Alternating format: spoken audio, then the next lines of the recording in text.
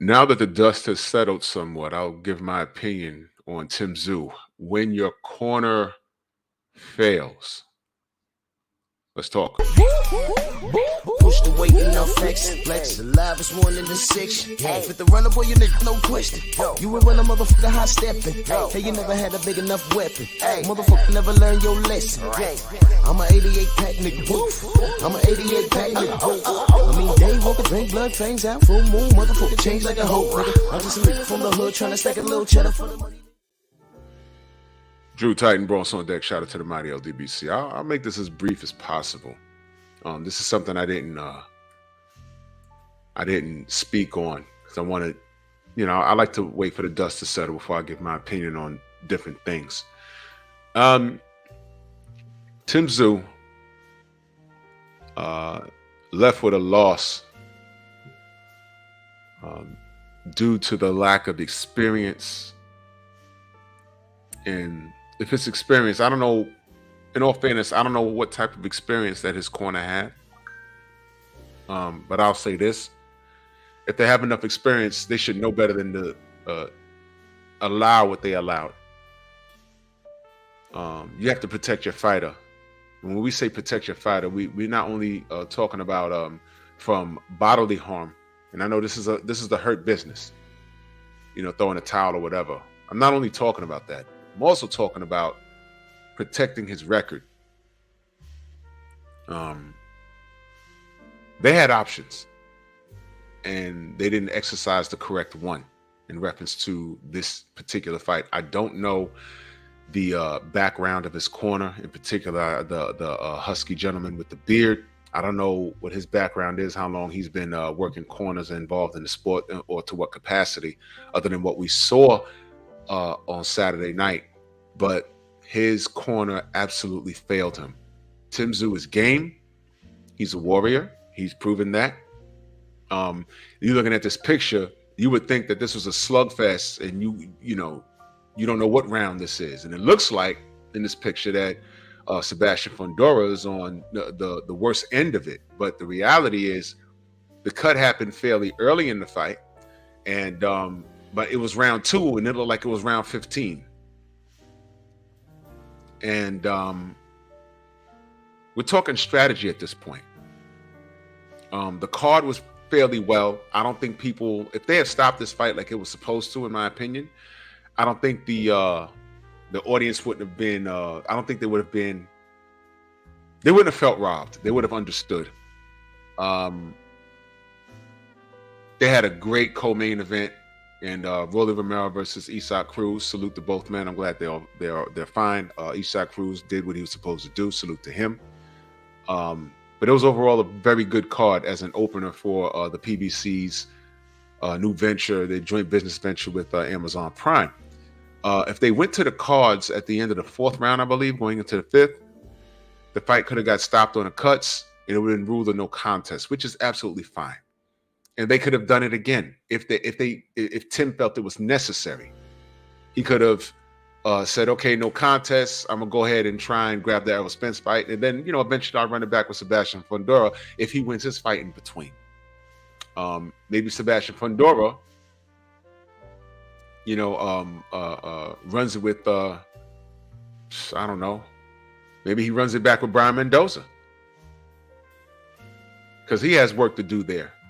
That's unfinished business. Maybe he fights Keith Thurman at 154. Maybe he can do that. But Tszyu that night was in a position of power. Nobody would have held it against him. He wasn't quitting. That was a bad cut. And I can't believe that his corner allowed that to happen. Tim was never hurt in the fight. He was never hurt in the fight. Sebastian, however, if you look at this picture,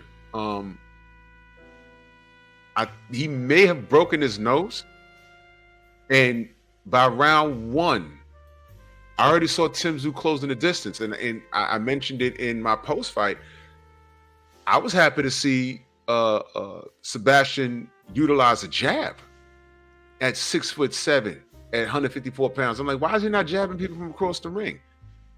It did seem kind of new to him because Tim already closed the distance on the jab. So I said, man, this, Tim is going to close the distance. And I saw him catching Sebastian late in the fight. Well, the cut changed everything. Tim couldn't close the distance and get off like he was supposed to because that blood was going directly into his eye. His left eye, I believe. And I'm like, man, round 4, you could have ruled it a no contest. You don't lose anything. You don't lose your position. Your team, Tim Tszyu's team, allowed this thing to go to the card. Sebastian Fundora fought. Because, I'm not going to say anything bad about Sebastian's heart, man. The kid's, he's a dog, man. He's a dog. Don't believe that baby face and that smile that he has, man. When it's time to get down, it's either get down or lay down. I know it wasn't his night against Brian Mendoza, but the kid's a dog. And he showed up. And as far as Tim Tszyu is concerned, so far he's about that life too. But his corner failed him. And let me explain what they've done by not doing what they should have done. They should have went to the cards at the end of round 4. This should have been ruled a no contest. Why? He keeps his position at 154, and he can continue to do what he wants. And he didn't have to run it back with Sebastian Fundora because everyone saw what happened, and it was an accident. And I also believe that he has a loyal enough fan base that they would have been fine if he didn't rematch Sebastian Fundora right away. He was supposed to be fighting Keith Thurman anyway. So he fought Sebastian, who was coming off of a knockout loss to Brian Mendoza. And this was the filler fight anyway. He was headed towards Errol Spence, who showed up in the ring. Now, Tim Tszyu's corner. Let me explain to you what you guys have done.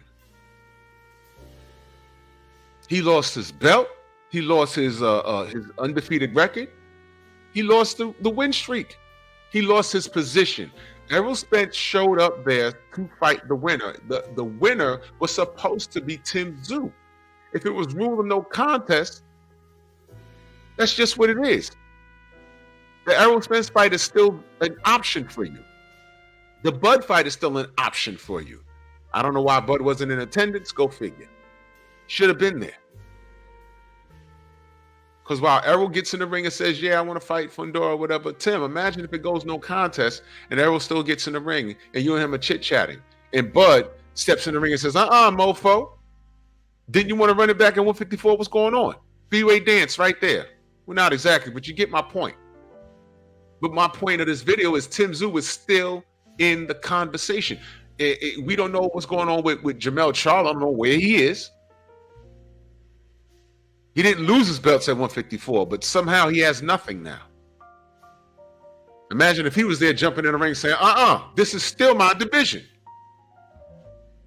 I know they took everything from me, but this is still my division, man. I run things. Errol, you my guy, but this is still my division. I didn't lose those belts in the ring. Now, according to our brother Blue Blood Sports TV, he got word that Jermell suffered a medical event in the form of a seizure, and I hope he's okay. With things being what they are, I hope everything's okay. But nevertheless, Tim Tszyu in one night, the failure of his corner, he's still in a conversation, but he's not in the conversation. Now, the WBO, I believe they ordered Fundora versus Bud. Well, that's simple. All Fundora has to do is just drop that belt. Belts have minimum value nowadays, depending on who holds them and depending on what they're willing to do with it. So Sebastian could say, okay, you're making me, how about this? I don't want to fight Bud. What am I going to do? Fight Bud for a strong 6 figures, or go to Dallas and fight Errol for at least $2 million? Can I at least get 1.5 or 2 million after I pay everybody around me? Can I get that? Which direction would you go? And I asked this question on my live earlier. What would you tell Sebastian Fundora to do? Now, listen, in all fairness, Bud deserves it, in all fairness. But Like I say all the time, I understand the business of boxing, but you don't have to make me like it. Now, what would you tell Sebastian Fundora to do? Fight Bud or Errol? And we're talking dollars and cents right now. And this is the part I hate, but it's a reality. I hate it. I hate it, but it's a reality. He'll drop that because him versus Errol is in the conversation. He'll drop that WBO belt in a heartbeat and go fight Errol. Now, where does that leave Tim Tszyu? And here's why I brought up Jermell Charlo. Jermell Charlo, Tim Tszyu's movement in the sport, his popularity and everything else. This is your fault, man.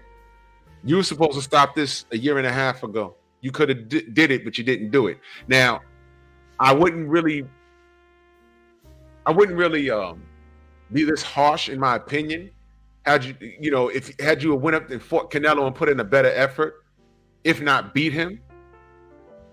But you went up there, laid an egg. You fought Canelo for $10 million. Meanwhile, Sergey Kovalev fought him with look, let me just digress on that for a second. Sergey Kovalev got a Canelo Alvarez payday. It was in the form of $12 million, if I'm not mistaken. Y'all can correct me if I'm wrong, but I think it was about $12 million. And he was coming off of a tough fight, right, in the UK. And beating a woman, kicking her dog, a DUI, and how's he awarded? A $12 million payday. Let that soak in. Jermell Charlo, undisputed at 154, giving up size as far as in a form of weight. You go up there and lay an egg, you don't throw a punch. At least Sergey Kovalev was fighting back. You don't throw a punch that was meaningful. You get dropped late in the fight. And you do it for $10 million? In what dimension does that make sense, Jermell? And they took your belts at 154. You told me, yo, tell them not to take my belts. I'll do what I can. I'm a small platform. Don't no one listen to me. You know what I mean? Check my page at the New York Presser. Jermell Charlo told me that.